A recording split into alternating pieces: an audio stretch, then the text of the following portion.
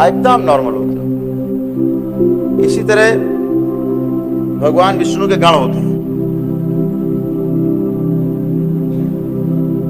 जिन्हें किरात के नाम से जानते हैं। और अद्भुत व्यवस्था है प्रकृति में। जिन लोगों ने कभी असहाय गरीब को सताया होता है और किसी गरीब की हाय लगी होती है उस परिवार को, उसके परिवार में किसी ने भी किया होगा, ये नहीं कि आप ही ने किया हो, वो व्यक्ति जिंदा हो चाहे मर चुका हो, पूर्वज रहा हो आपके, उसकी हाय आपके डीएनए में बनी रहेगी। और कह भी गए कि हाय बड़ी गरीब की। हाय जिंदा नहीं रहने देती, आदमी को मरने भी नहीं देती, दोनों काम करती है। और आपके यहाँ असाध्य रोग पैदा करती है हाय, गरीब की हाय। और असाध्य रोग की जानकारी आपको तब होगी जब असाध्य रोग बन चुका होगा, यानी उसका इलाज नहीं होगा प्रकृति में, सृष्टि में। तो समझ लीजिए कि आपके यहाँ हाय है गरीब की। और ये भी अद्भुत है प्रकृति का नियम, जिसको हाय लगी होगी उसमें भगवान विष्णु के ही गण आते हैं उसके भोग काटने के लिए। हाय हाय का जो भोग है वो काटने के लिए भगवान विष्णु के गण जो है ना पहाड़ों से हैं, पहाड़। और जब तक वो रहते हैं तब तक आपका कुछ अच्छा होने वाला तो नहीं है।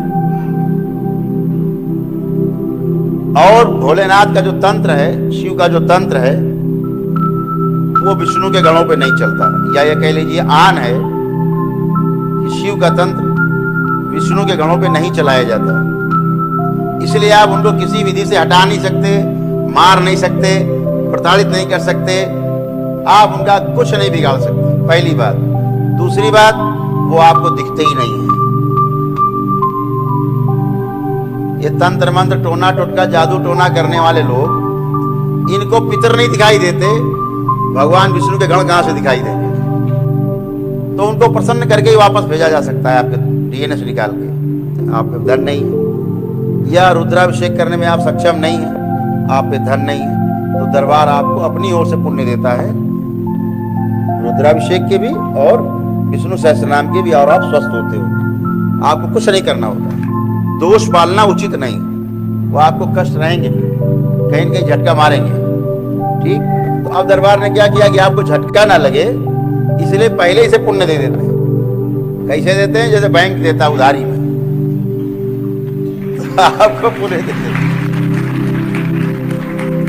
तो जैसे आपके पास ये पुण्य आते हैं तो आपके सारे दोष समाप्त हो जाते हैं और भगवान विष्णु के गण भी प्रसन्न होकर के, तृप्त होकर के और अपने लोग को चले जाते हैं आपको छोड़ करके, आपको आशीर्वाद देते हुए। तो आप स्वस्थ रहते हो।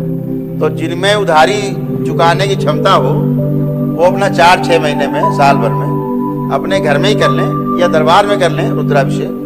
अगर वहाँ घर में लेके बहुत महंगा पड़ता, दरबार आप आते ही रहते हैं, अपना कर लिया, यहाँ किया चाहे घर में किया, वो कोई इसके लिए वो विशेष हो नहीं कि नहीं आप यहीं करो।